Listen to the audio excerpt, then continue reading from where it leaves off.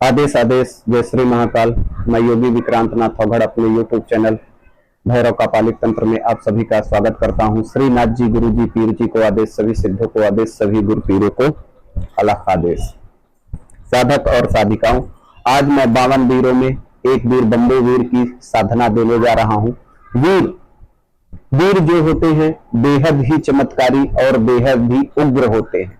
वीर अगर कोई 52 वीरों में एक वीर, 52 वीर होते हैं टोटल, 52 वीरों में से ये एक वीर है बंबो वीर। ये जो बेहद ही उग्र होता है और इसकी साधना दो जगह होती है, एक तो इमली के झाड़ के नीचे, दूसरा शमशान में। ये जो साधना है अमावस्या के दिन या शनिवार के दिन या तो किसी भी एकादशी से उठाई जाती है। ये आप समझ लीजिए। वीर हर चमत्कारी कार्य करता है और अपने साधक का हर कार्य करता है। हर कार्य, छोटा कार्य हो या बड़ा कार्य हो, किसी भी तरह का चमत्कारी कार्य जो है वह वीर ही दिखाता है।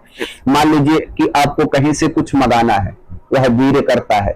किसी का कोई तंत्र काटना है, वह वीर करता है। कहीं किसी के ऊपर आपको कुछ भेजना है, वह वीर करता है। कितने भी दुश्मनों के बीच आप घिरे हुए हो, वह कार्य वीर करता है। आपको वहां से निकाल लाने का बड़ा धन वीर बताता है। हर तरह का कार्य वीर करता है, ये आप समझ लीजिए। यह 52 वीरों में आता है, पर 52 वीरों में यह जो वीर है 42 नंबर पर आता है बंबो वीर, और बहुत उग्र है। अब ये जो साधना है इमली के पेड़ के नीचे या शमशान में की जाती है। मैंने इमली के पेड़ के नीचे की थी, वही मैं विधान आपको बता रहा हूं।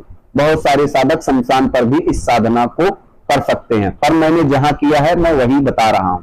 अब आपको क्या करना है कि अमावस्या के दिन इमली के झाड़ के पास जाना है। अब सामग्री में आपको क्या क्या लेके जाना है मैं आपको बताता हूं। 1.25 मीटर का काला कपड़ा लेके आपको जाना है, एक दीपक लेके जाना है, सरसों का तेल लेके जाना है, बकरे की कलेजी लेके जाना है, कच्ची मछली लेके जाना है, 5 प्रकार का पेड़े लेके जाना है, 5 नींबू लेके जाना है, 5 अंडे लेके जाना है, दारू ले जानी हुई और सिगरेट ले जाना है। अब आपको क्या करना है, पूर्वमुखी होकर बैठना है। इसमें जो आपके वस्त्र रहेंगे वह काले रहेंगे। इसमें जो आपकी जाप माला रहेगी वह रुद्राक्ष की रहेगी। ये आप समझ लेना, बड़े गौर से सुनना। रुद्राक्ष की जापमाला रहेगी, वह जापमाला आपकी संस्कारित होनी चाहिए। ये आप समझ लेना, जिस माला से आप जाप कर रहे हो उसका माला को संस्कारित होना चाहिए। जिनको ये नहीं पता कि माला कैसे संस्कारित होती है, इसकी एक मैंने वीडियो अपने यूट्यूब चैनल पर बनाकर डाल रखी है। और आप लोग मेरे YouTube चैनल को लाइक करिए, सब्सक्राइब करिए और शेयर करिए और अपना प्यार देते रहिए। ये जो साधना है बंबो वीर की, ये बेहद ही उग्र है और ये साधना 11 दिन की है। अगर 11 दिन में ये नहीं आपके सामने आता तब आपको 23 दिन इस साधना को करना है। बहुत सारे साधक शॉर्टकट का तरीका अपनाते हैं। शॉर्टकट का तरीका छोड़ दो, सिद्धियां ट्रांसफर नहीं होती हैं। मैं बार बार कहता हूं, इस चीज को मैं दावे से कहता हूं, चैलेंज करके, कि सिद्धियां ट्रांसफर नहीं होती हैं। गुरु अपने शिष्य को अपने तप का कुछ अंश देता है ताकि उसको उस साधना में उसकी मदद हो सके। ये आप समझ लीजिए, साधना काल के दौरान उस साधक की मदद हो सके।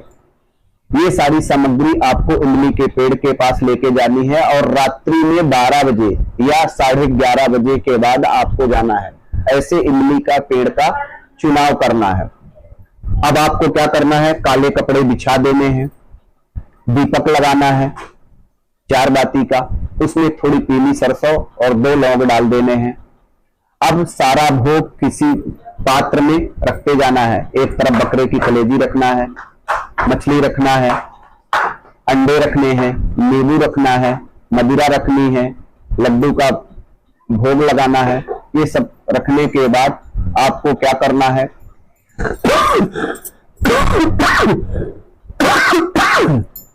कि संकल्प लेना है 1.25 लाख का। बहुत सारे लोग कहेंगे 1.25 लाख, अरे भाई आप एक वीर को सिद्ध करने जा रहे हो, कोई छोटी मोटी चीज तो करने नहीं जा रहे हो।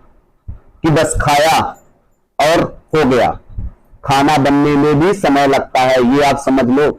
अगर हम खाना दाल चावल भी पकाते हैं तो उसमें 10 मिनट का समय लगता है। प्रकृति ने, महादेव ने अगर कोई मंत्र दिया है और बोला है कि ये इतने दिन में ही सिद्ध होगा, तो वह उतने दिन में ही सिद्ध होता है, ये आप लोग समझ लीजिए।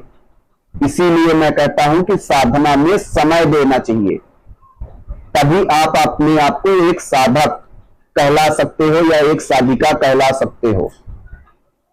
चाहे छोटा साधक हो चाहे बड़ा साधक हो, अगर वह साधना में समय नहीं देगा, अपनी साधना में विश्वास से नहीं बैठेगा, तो कोई भी, मैं क्या, कोई भी उसको प्रत्यक्षीकरण नहीं करवा सकता है, ये आप समझ लो। अब आपको क्या करना है कि ये सारा भोग देके अपने आसन का बंधन करना है, अपने शरीर का बंधन करना है, दिशा का बंधन करना है, क्योंकि इमली के झाड़ में बहुत सारी दुष्ट आत्माएं रहती हैं जो आपके ऊपर हमला कर देंगी। इस साधना को जब भी करो, अपने गुरु की देखरेख में करो, अपनी गुरु की आज्ञा लेकर करो। यह बहुत चमत्कारी वीर होता है। सबसे बड़ा चमत्कार तो यह है कि यह धरती के नीचे का गड़ा धन बहुत सटीक बताता है, और यह मारण भी बहुत फास्ट करता है। ये आप समझ लो, मारण क्रिया बहुत फास्ट करता है, क्योंकि यह वीर है। इसका काम ही है मारना, इसका काम ही है लड़ाई लड़ना, ये आप समझ लीजिए। तो आपको अपने आसन का, दिशा का और शरीर का बंधन करके 1.25 लाख का संकल्प लेके गुरु का, गणेश का, अपनी कुलदेवी का, अपने कुल देवता का, अपने पितृ देवता का ध्यान करते हुए इस मंत्र को मैं बोलूंगा नहीं, मंत्र को मैं डिस्क्रिप्शन बॉक्स में डाल दूंगा, वहां से आप लोग मंत्र को ले लीजिएगा। और मंत्र को लेने के बाद इस साधना को 11:30 बजे रात्रि से कंटिन्यू जब तक आपकी 55 माला ना हो जाए। 55 माला 1.5 से 2 घंटे में बड़े आराम से हो जाएगी। मंत्र जब आपको याद हो जाएगा तो बड़े आराम से 1.5 से 2 घंटे में आपकी माला हो जाएगी। इसके बाद जब आप अपने घर आओ तो एक बाल्टी में थोड़ा पानी रखो, अपने हाथ पैर धो और जमीन पर ही आपको सोना है, चारपाई पर आपको नहीं सोना है। साधना काल के दौरान जितना हो सके आप सात्विक रहो, क्योंकि ये उग्र साधना है। अगर आप कोई तामसिक चीजें खाओगे तो आपके अंदर तामस आएगा। तामस का मतलब आपके अंदर क्रोध आएगा, आपका दिमाग, आपका विवेक जो है कई दूसरी जगह डिवाइड होगा। आपके मन में तरह तरह के ख्याल उत्पन्न होंगे। काम, क्रोध, मद, लोभ से दूर रहना है आपको, ये आप समझ लीजिए। जब आपके सामने यह वीर हाजिर हो तब यह आपसे 3 वचन लेगा और 3 वचन आपको देगा, तो आपको सोच समझकर उसे वचन देना है, जो आप सरलता से उसका वचन मान सको अपने इस जीवन काल में। जब तक आपकी शरीर रहे, मतलब आप जब तक जिंदा हो तब तक वह आपको वचन पालन करना पड़ेगा। अगर आप उसके वचन को नहीं समझ पा रहे हो तब आप उससे हाथ जोड़कर विनती करिए कि आप मुझे समय दीजिए, मैं अपने गुरु से पूछकर कल आपको वचन दूंगा। तो ये आप बड़े सोच समझकर उसको वचन दीजिएगा और वचन लीजिएगा, ये आप जान लीजिए।